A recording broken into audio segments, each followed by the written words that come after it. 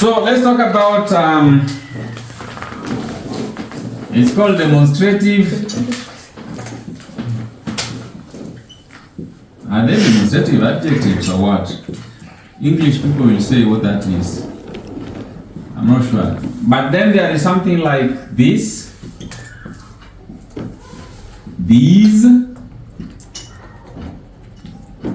that, those.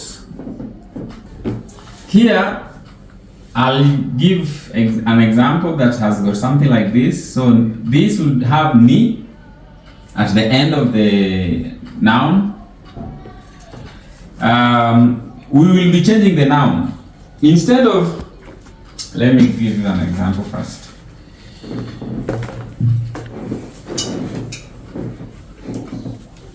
Something.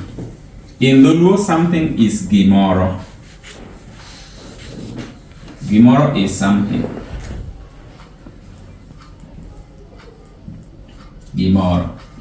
And if you want to say this thing, we remove moro, we remain with gi, and then replace moro with ni, Gini.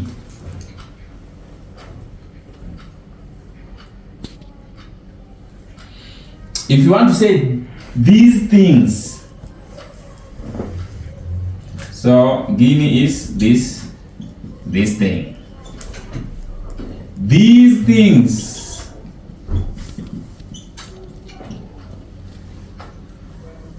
You put gi, so it will be Gigi.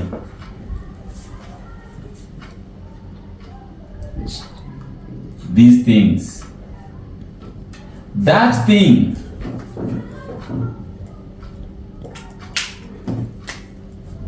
Gicha. That thing.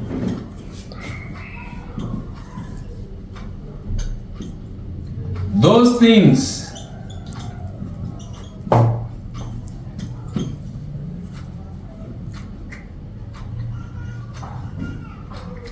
It will have ka, so it will be Gika.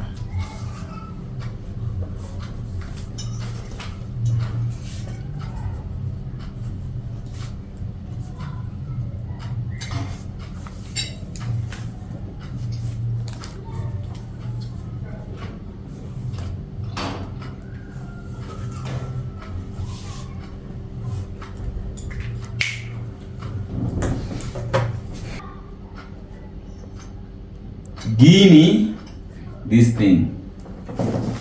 Gigi, these things. Gicha, that thing. Gika, those things. Now, let's use another example of a noun.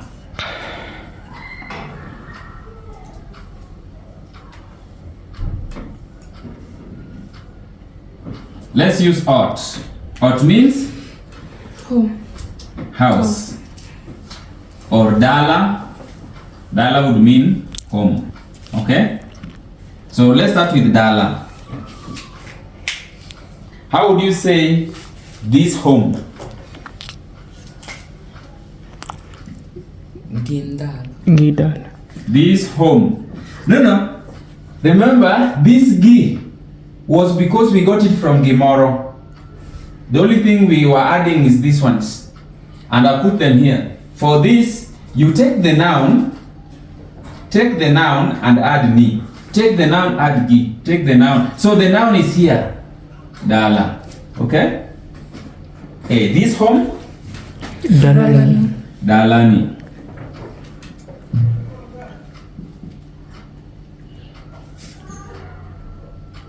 These homes? Dalagi. Dalagi. Dalagi. Sounds funny though. That home?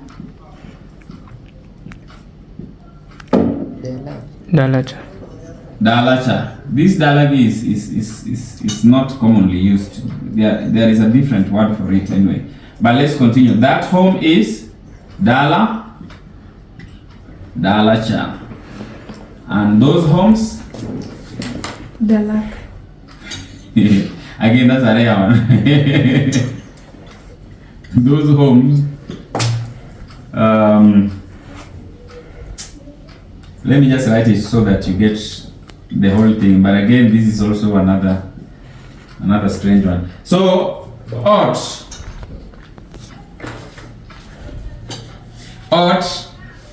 Something will change. Instead of ought, it will be odd. So we'll say ordinary. Okay?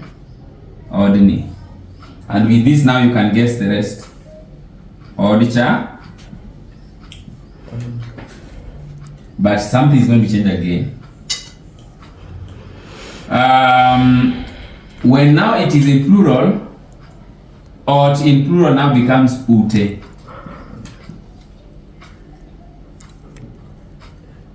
So you cannot say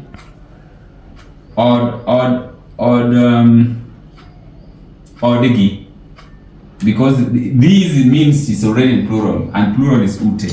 So you will say utegi, and then uteka.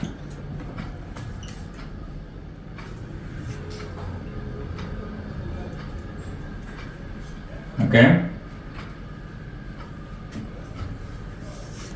So this the plural side will be changing. You remember the other time we talked about the plural of nouns.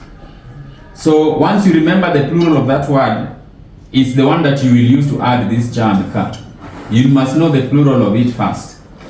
And that's why we have this challenge here. With dala, what is the plural of dala?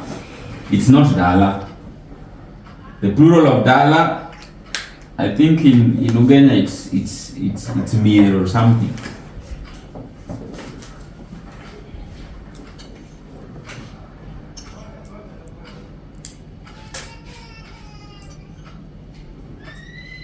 Mierka. So then that's what you'll add there, ka, miergi.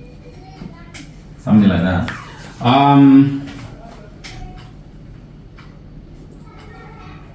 We can use one more example for a noun. Which noun?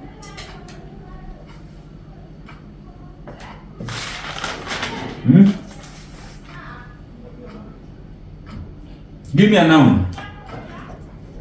Rombo. Rombo. Rombo meaning sheep, huh? So how do you say this sheep? One, this sheep? Romboni. Romboni.